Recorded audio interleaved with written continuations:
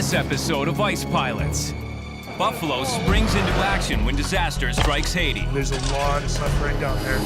Chuck clashes with the pilots Been trying to be up in that cockpit, dude. when he tackles a problem his way. Don't with Chuck. And Audrey returns, but lands in the hot seat beside Joe. We're way off.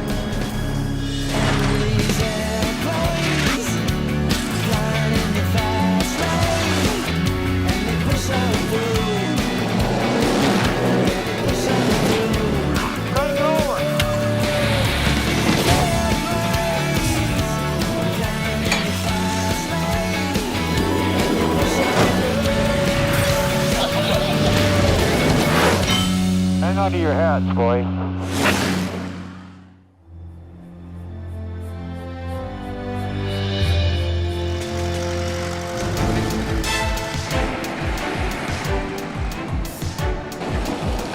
At Buffalo Airways, they're scrambling to free a snowbound cargo plane from its cold storage. It's been on ice since work dried up 6 months ago. But today, Buffalo got a call about a catastrophe almost 6,000 kilometers away. As most of the population of planet Earth knows, that there was a massive earthquake in Haiti, and we really thought we're out of the scope of being able to help. An aviation contact in Miami sent an SOS to Buffalo to help in the relief effort. Buffalo has sturdy warplanes and cargo haulers that can land on almost any airstrip. It's crazy. It's absolutely crazy. We're just a little green airline, and we're invited to the big show. But the ideal plane is nowhere near ready to fly. This stuff always happens when you have a major, like an earthquake like that. Everybody's phoning everybody for an airplane. The plan is for Buffalo to fly to Miami and then shuttle relief supplies from there 1,100 kilometers across the Caribbean Sea to Port-au-Prince, Haiti, for as many weeks as it takes. This is completely out of our normal envelope of operations. We got to be very, very flexible and do what is needed at that time. And the first step is getting the L-188 Lockheed Electra out of its frigid parking spot. We should have never shut it down. The Electra's chief engineer, Chuck Adams, has to check all the components on this plane in record time. I just shoved this off a week ago. Chuck knows every bolt and rivet on Buffalo's most modern plane. The 50-year-old four-engine turboprop Electra is loaded with electronic features not found on Buffalo's older radial engine planes. You don't learn it overnight. It took me about 10 years before I actually really knew the airplane quite well. On the surface, Chuck is very abrasive and very colorful. Some people get offended. Well, too bad. They should worry about what's going on in the world, not what Chuck's saying. But when it gets down to fixing things on a budget, Chuck is one of the best in the world. I think I want to try and back this out of here today, just to see if I can.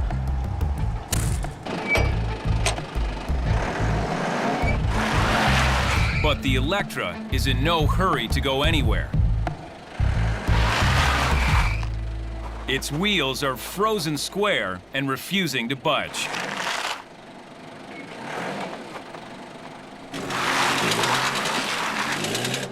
Frozen to the ground. Chucky! Chuck calls for extra power and lines up for round 2.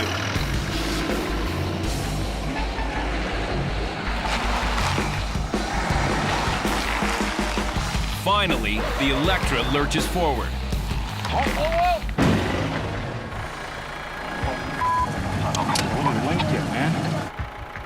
They've smacked the wing right into the side of the hangar. This fender bender has left a minor dent. Forward! And it's a delay they just don't need. Because now, the real job begins. After months buried in the snow, every major system has to be inspected and brought up to spec to get the Electra fit to handle the relief mission to Haiti. They call it Electra. It's an electrical nightmare. Look at this shit. There's wires hanging everywhere. The Electra went into service as a mid-range passenger liner in 1959. Its turboprop engines use gas turbines to drive the propellers. the same kind of turbine that creates propulsion in a jet engine. By the mid-1960s, those more advanced jets had taken over passenger travel. The Electra was out of date after just a few years in service. Production ended, and the Electra's brief heyday was over. But at Buffalo, it's the most modern and fastest plane in the fleet. Pressurized, it can fly at higher altitudes, where thinner air offers less resistance. Hey. Right now, Buffalo needs to get an Electra crew up to speed. Okay, I guess we're gonna do the big shuffle here. Enter former Buffalo Electra captain Brian Harrison. Well, we're just getting the guys organized. We're gonna move the C-46, we're gonna move the DC-3, then we're gonna pull the Electra out. He's up from his home in Edmonton to retrain the flight crew, because there's no one at Buffalo with an up-to-date Electra license. We have to do recurrent training every 6 months. We got to do an instrument ride and a pilot proficiency ride every year, and our time is up. I wanted to do this training a long time ago, because this is what happens. Stuff comes up and then nobody's current. With no Electra jobs in the last 6 months, Joe hasn't kept the pilot certified to fly it, because training runs cost big money. Airplane burns about 2,500 liters an hour, and I think the fuel cost here is around $1.70 a liter for turbo fuel.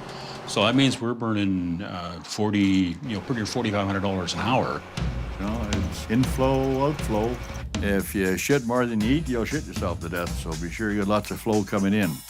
Now that there is finally some potential cash flow, Brian needs to get the crew ready. He's just back from a 4-month contract flying jetliners in Saudi Arabia. Sure doesn't look like a 747.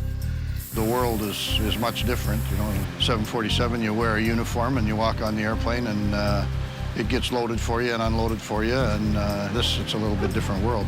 You do just about everything that has to be done to get the airplane going. I've flown this an awful lot, so it's kind of like riding a bicycle. But only if the Electra is fit to fly. And that's what they're about to find out.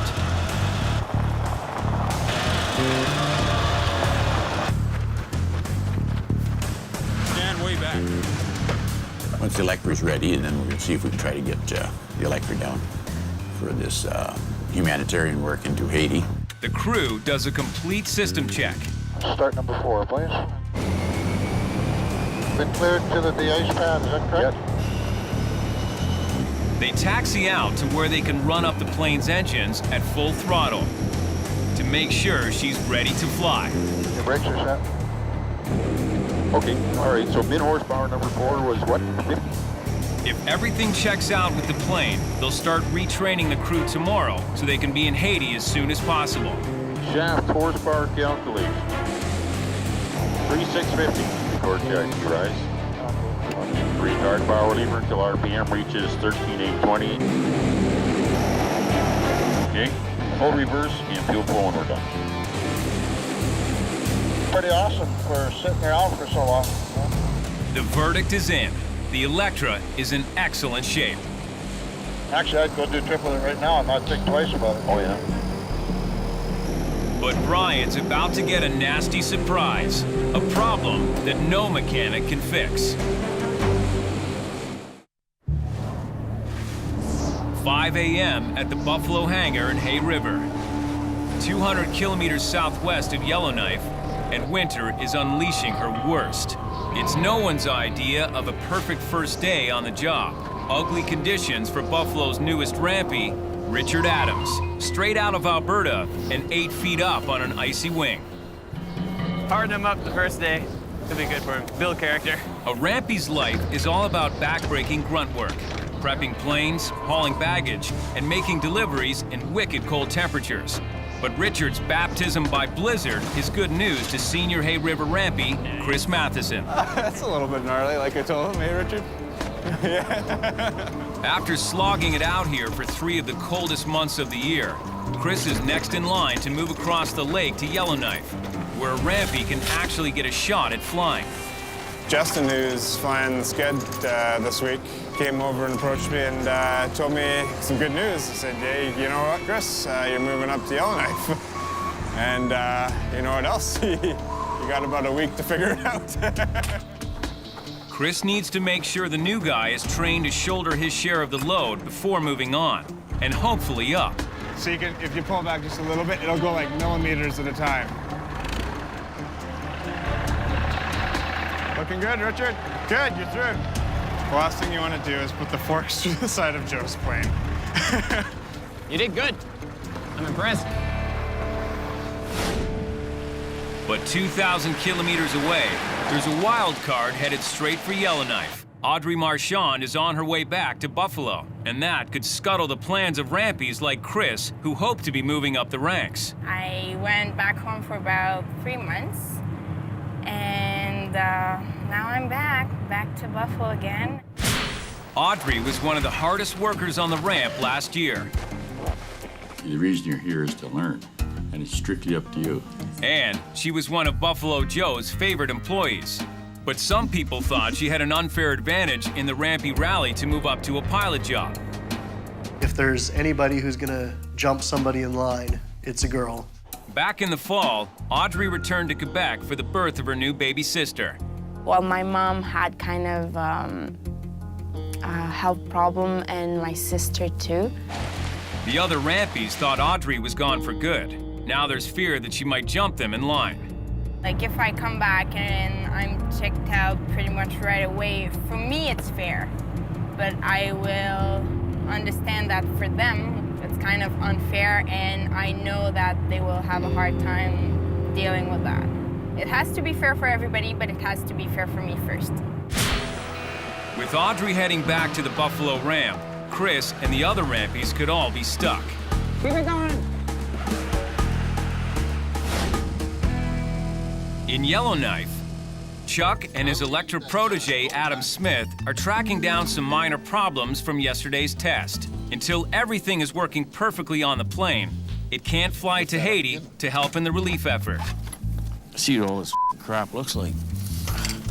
But sometimes, small problems can be the worst kind. From a mechanical perspective, it's not too bad so far. This airplane is a lot more challenging than the old ones, I'll tell you that. From an electrical perspective, it's a nightmare. It's a nightmare. Replacing one faulty gauge is taking all day. It's got 40-year-old wires in the thing now, and they're all getting old and brittle. So every time you move one little thing, like 3 or 4 more things break. There's another broken wire right there. Chuck, as a teacher, is a phenomenal person to learn from. He's got a lot of experience. He's got a semi-can-do attitude. There's more wire in here than I got pubic hairs. All Joe wants is to join in the relief effort in Haiti. Have you seen Ernie? But he's hit a major snag. Are you okay to train, or is there a problem? He just said no. Who said that? Dave Smith. He's just sending me an email now. He says, because I didn't do a loft in November, that my PPC is not valid. Give me his phone number. Well, Simply put, Brian is missing a single 1-hour training session. That makes his Electra license as expired as everyone else's. Yeah, hi, it's Joe McBrien, Buffalo Yellowknife. Well, I'm trying to find out from the horse's mouth why Brian can't train my crew, because it appears he's missed some 6-month, 1-hour something. Oh, yeah, I understand that. Well, waive it. But government regulator Transport Canada isn't budging. Without Brian to train the crew, the entire mission to Haiti could be over before it even begins. Frustrating. That's the way to put it. Recurrency, I do not have at this minute a training captain to train anybody. So I would suggest that we put everything on hold and we all go home, put the airplane back in the snowbank till I figure this out.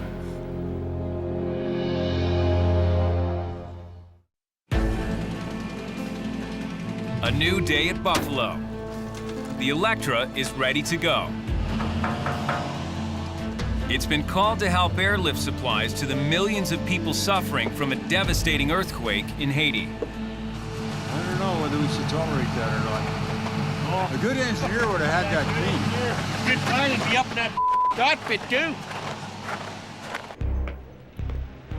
Yeah, the airplane's ready now. But there are still several issues to resolve. There's paperwork, there's customs, you're dealing with 3 different countries. You got Canada, you got US, and you got Haiti. So there's a lot of ducks you gotta have in your row. And the biggest obstacle is getting the Electra crew recertified right away. Fortunately, a pilot who can do the Electra proficiency rides has been found. Standard IFR maneuvers, holds, and approaches, and then we'll integrate some basic emergency procedures in there as well, engine failures, engine fires, all simulated, of course, just for crew training purposes. It will take a few days of flying to recertify. Clear on 1 when you're ready. Before the Electra crew can take off from Miami to join the Haiti relief effort.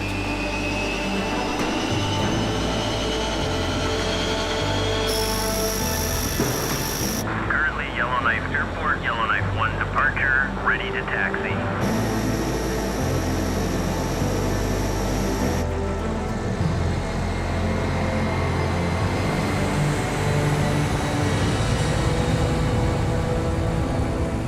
But then, Oh, really? news from Miami. The Haiti contract is dead. Okay, is there anything we can do to... A major disappointment for Mikey. Well, thank you, and good luck with everything, and we'll keep in touch. Bye. Well, we just received a phone call from the people that are organizing the relief effort for Haiti, and as it turns out right now, they're up to their capacity of aircraft. Basically, every available aircraft in the world is technically there. We were pushed to the back of the line, and so we missed out on this one, which is kind of sucks.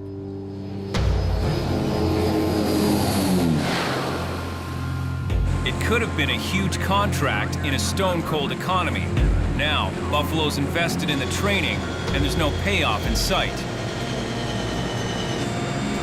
50, 40, 30.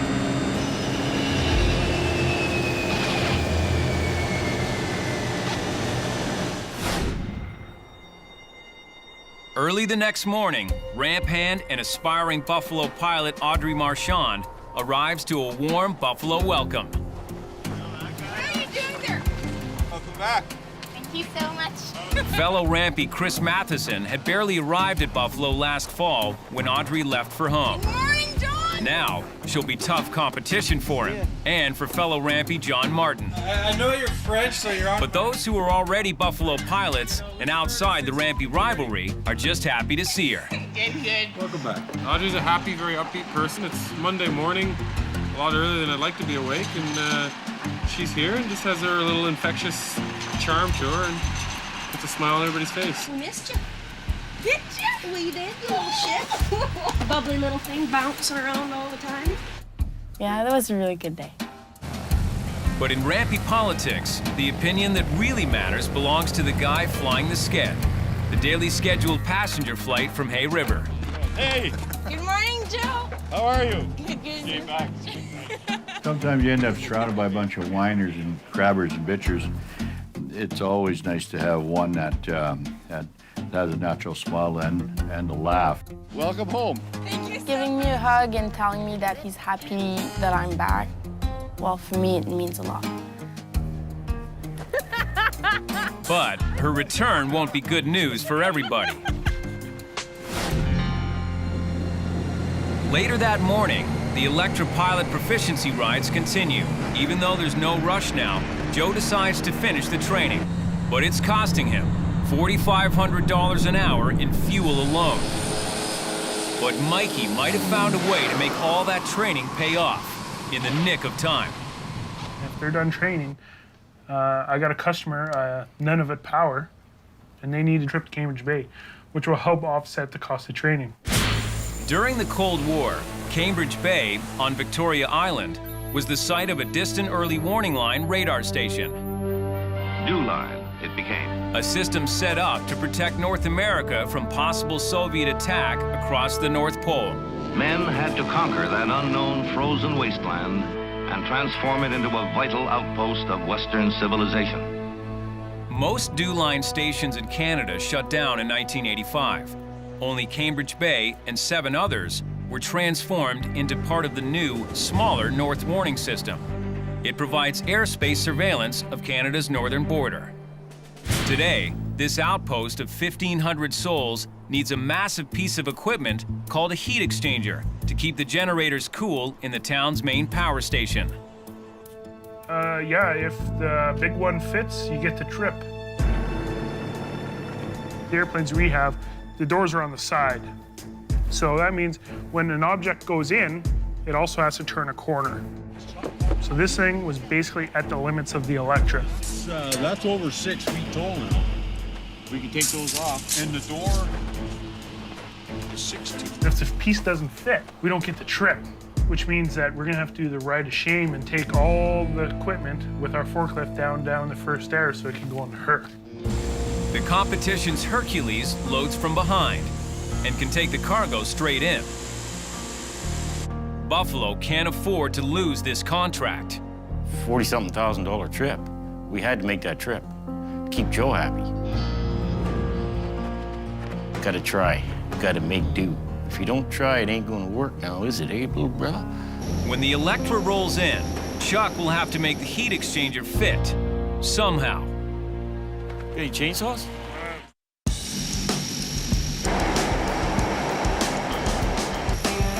After spending thousands of dollars to recertify the Electra crew for a relief mission to Haiti that didn't end up happening, Cambridge. Buffalo has lined up a contract that will cover their training costs, and then some. We got a unit that has to get to Cambridge Bay. The good news is we have a trip. The bad news is we might not know if this piece fits. But if the 3,500-pound heat exchanger doesn't fit on the Electra, Buffalo will lose the contract. We should be able to get this in just the way it is without that skid. But it's going to be tight with that length. Right away, Electra Captain Ray Weber has big doubts. It's going to be damn close. At over 12 feet long and 6 feet wide, the heat exchanger is almost beyond the dimensions of the Electra's cargo door. There's only one way to tell for sure if it'll fit. Buffalo's motto is, we gotta try.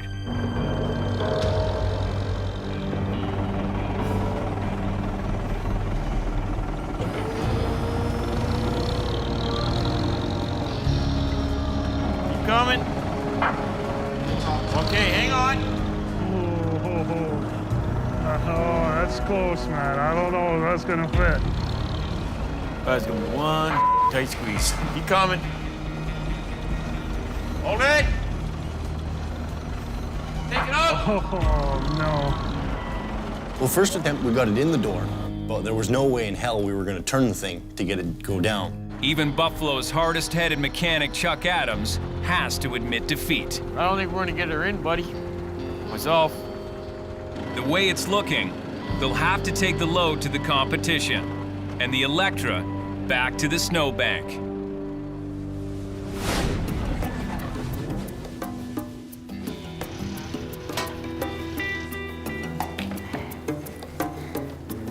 Okay. Meanwhile, Audrey Marchand's first day back keeps getting better. That was great. Yeah. After missing 3 months of winter work, Back on the skid. That's great. Audrey is just picking up where she left off. As flight attendant on the Sked. Oh, that's good. It may be just flight attending, but she's working on the plane her first day back. And fellow Rampies Chris and John know what that means. You get to go for a ride? Yupper. Oh, man. She's already jumped ahead of them. Obviously, like, it's gonna knock you down a bit if someone gets checked out ahead of you, but I'm just hoping to get checked out by summertime. So while they do the hard work on the ground, Audrey will be on the DC-3 with Buffalo Joe. Flight attending is one step away from every Rampy's dream, a co-pilot job. And it seems that Audrey has regained her seniority despite leaving the company last fall, and Joe hasn't lost his confidence in her. She no doubt can fly an airplane, and that's pretty well straight and level. I just have her in there just to familiarize herself where everything is. For the Rampies left behind, all they can do is keep working. I think they still don't really agree about me coming back, and they're kind of a little jealous. they're not gonna show like what they feel, and they're not gonna talk to me about it, because that's how guys act. So it's not my problem. While her work now isn't up front in the cockpit, it could lead to her flight training directly with Joe. Graham Ferguson is already past that point. He and Andrew Vike were checked out as DC-3 co-pilots while Audrey was away. Now Audrey is intent on catching up. As Joe said, being checked out at Buffalo is like a hockey game. You have to fight for it. After a 50-minute flight across Great Slave Lake, Audrey and the DC-3 roll into Hay River Airport. On her way to the Buffalo Staff House for the night, Audrey is on top of the world. I'm really happy to be back, actually. Everybody's been so good to me today. We'll see what's gonna happen. It's been the perfect first day.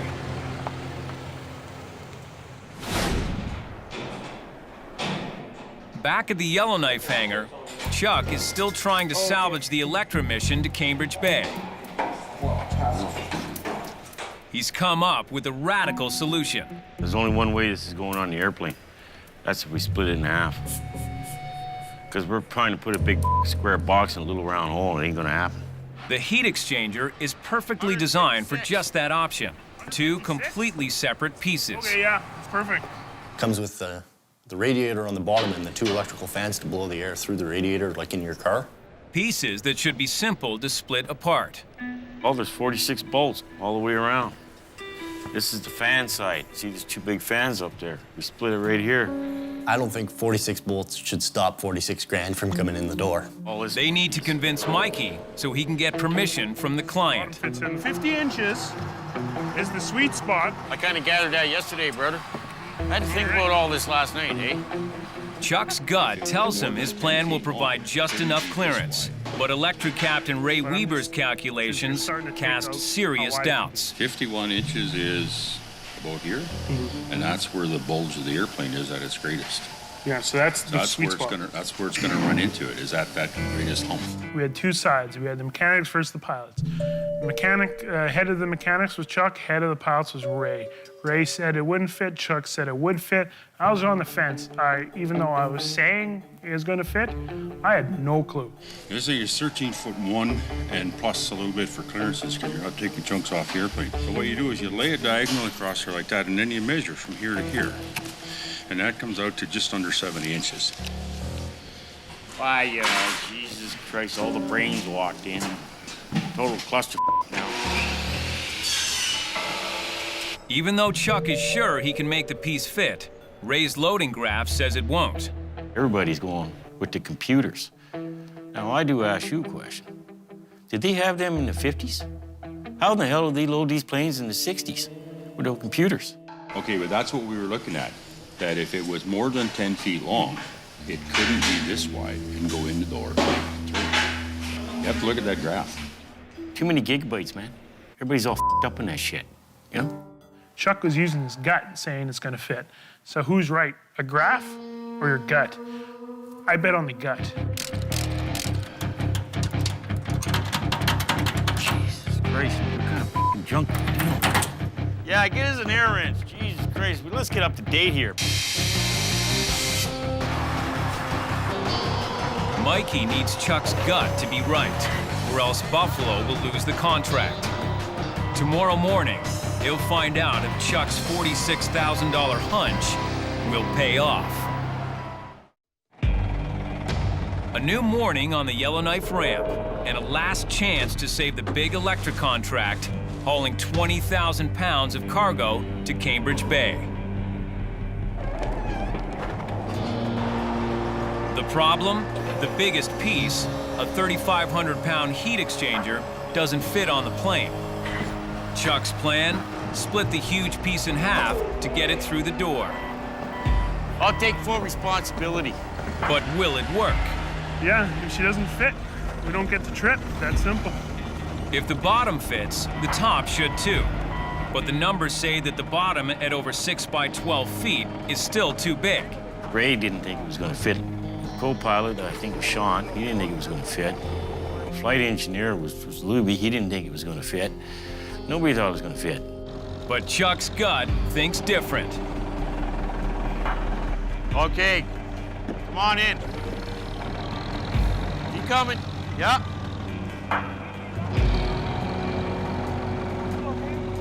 Keep coming. Keep coming. Okay, look at that. She is close. And with the Electra, getting too close is a big, big problem. See, this is the whole problem with this airplane. DC-4, you can hit it, do a little damage and get away with that, but you can't with this airplane because you're pressurized. Okay, hold it, hold it. With this thing, any nick and scratch is considered very bad for the structure of the aircraft. I guarantee you it's going to go in, man.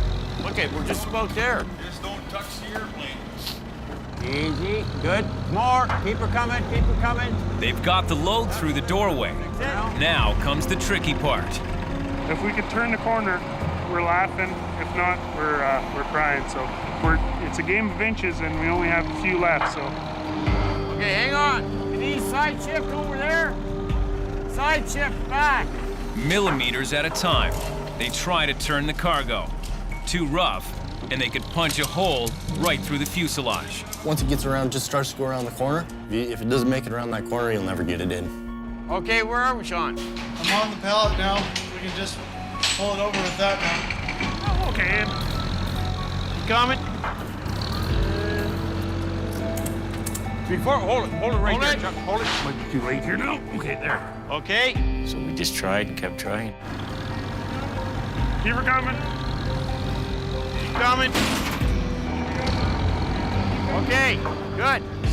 It's in. Hey. Let's push her, boys. With the bottom half of the heat exchanger in the Electra, Chuck turns his attention to the top half. Let's split this in half. Let's get we need a hand here. To get the top part of the heat exchanger on board more easily, Chuck decides to split it in two as well. Here we go. If Chuck would have came up to me and said, "Hey, Mikey, this thing is not going to fit," I would have called the customer right there and said, "Sorry, it won't fit in our airplane." But luckily, Chuck didn't say that. Chuck says, "You know what, Mikey? Bleep, bleep, bleep, bleep. We'll get this thing in." Now 500. Well, what just happened? I just pulled the impossible with everybody going f***ing blah, blah, blah. It can't be done. Well, it's f***ing in there, ain't it? Brother! The thing about Chuck is don't f with the Chuck. With all the cargo in the plane, the Electra is ready to head to Cambridge Bay tomorrow.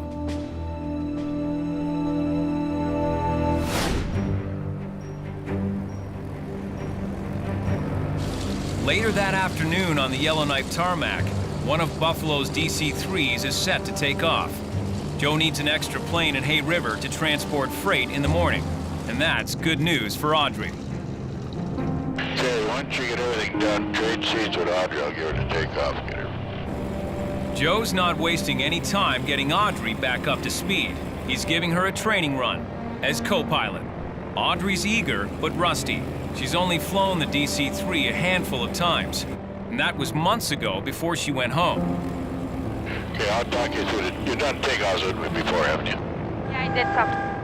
You have to know like a whole bunch of different things because in case of an emergency, you don't have time to take a look at your book. You have to know your stuff. She needs to remember that training now if she's going to impress Joe. I got everything done for you, so just worry about the throttle, one hand on the wheel, heels on the floor, right? Yep. See how it changed, wants to be level here? Yeah. That's nice and light on the wheels. Nice and light. We'll get a little weight.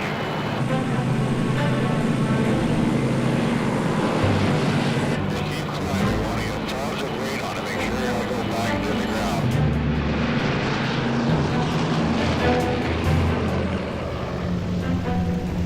While Audrey gets to fly, official co-pilot Graham enjoys a rare chance to relax in the back of the plane. Oh, I'm feeling pretty happy. If Audrey can show Joe she hasn't forgotten her flight school training, she could cement her position as the next in line for a DC-3 co-pilot checkout. Better when you're co-pilot. It's better, well, you enjoy a little bit more your job when you fly, that's for sure. Notorious for being hard on his young co-pilots, Joe's taking a more gentle approach with Audrey. When it always ask. I'll call ahead if I think you're getting off backwards. Okay. I didn't fly for 3 months, so yeah, being back on the DC-3, you have to feel like how strong you have to, push and pull and turn and press on the pedals and all that. You gotta kick it over. If you turn that wheel, you gotta kick that pedal, and the airplane will just twist it. Yeah. It won't turn now. Level the wing.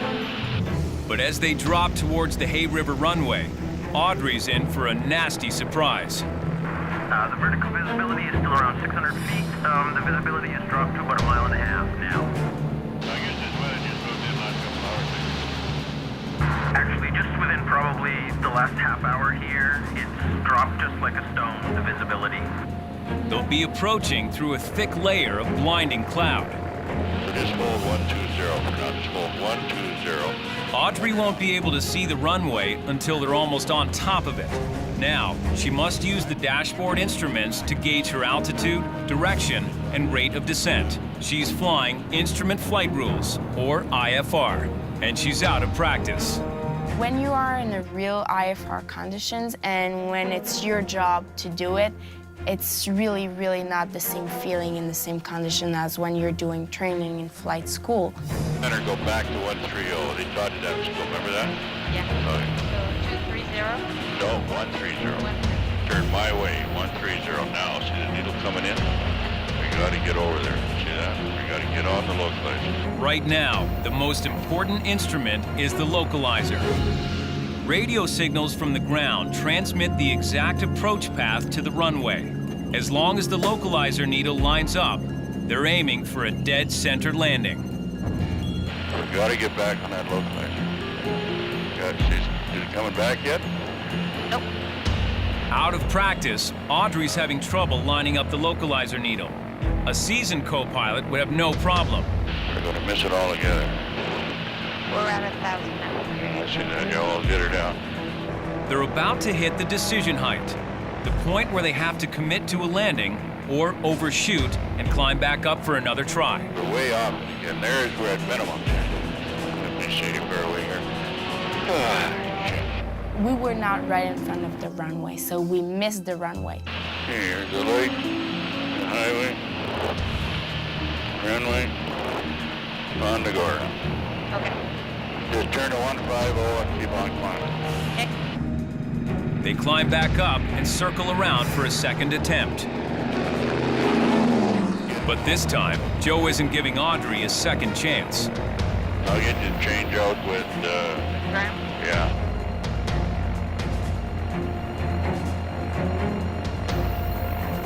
We screwed up here. We missed the approach. I gotta get on that localizer.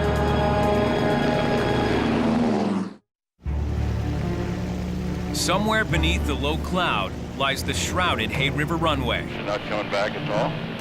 After overshooting the runway on the first attempt, Buffalo Joe moves trainee Audrey out of the right seat and brings co-pilot Graham back to the cockpit. We screwed up here. We missed the approach. Okay, just hold that hitting till we get on that localizer. Roger. If you're driving only once every Sunday, you're going to be a lousy driver. You're a Sunday driver. It's the same thing with flying. Hold that 270 till that runway comes in. Just hold that altitude. Roger. Tap the pedal a bit your side once in a while.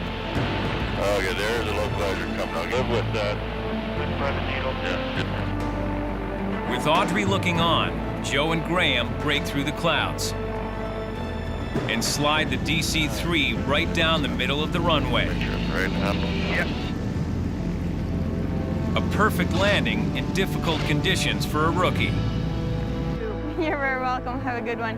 Thank you. You're welcome. After the flight, Graham cuts Audrey some slack. Like when you're coming in on the approach, like the pod was a lot thicker.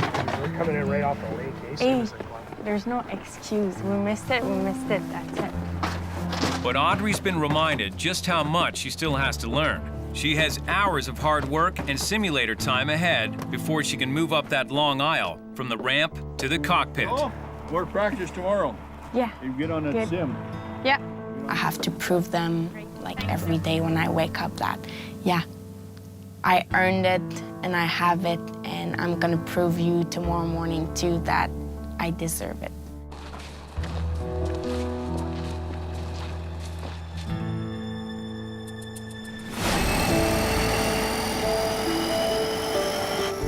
The next day in Yellowknife, the Electra revs up for a flight to Cambridge Bay with a giant piece of cargo on board that almost no one thought would fit. No one but mechanic Chuck Adams. B2, you're up. Just selected up. 400 feet VF, flaps up. Flaps selected up. Chuck is personally escorting the 3,500-pound heat exchanger to its destination. I want the trip just as bad too, just get them guys flying. Yeah, well, it's gonna be in Cambridge Bay at 12:50. It's 850 kilometers from Yellowknife to Cambridge Bay in Nunavut. That's just over 2 hours in the turboprop Electra. Runway inside, check. After all the doubts, it looks like they're going to get this job done. 30, 20, 10. They touch down. Cambridge Airport, radio Buffalo 1711, back time. But the delivery is not yet complete, because what went into the airplane Is there a pair of cutters on the forklift? must come out.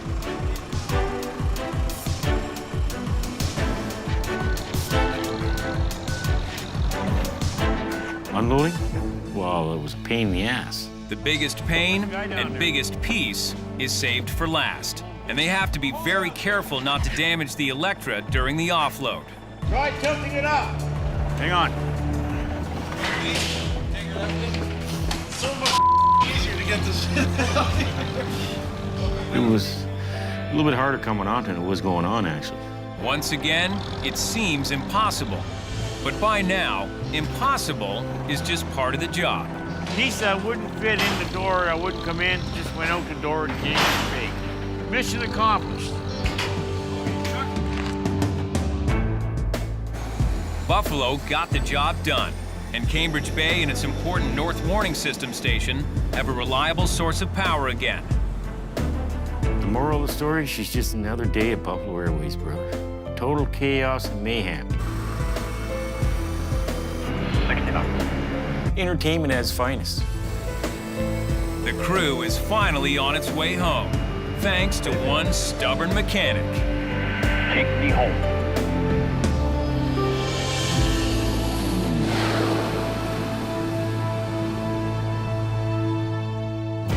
On the next episode of Ice Pilot's NWT, a brand new engine gushes oil. Just off half a gallon in 3 minutes. Grounding a major charter. Hey, Mike. This is bullshit. Buffalo leads a pack of athletes to the Arctic Winter Games. It's hard to see. And Devin tries to get home running on empty. Play on fumes.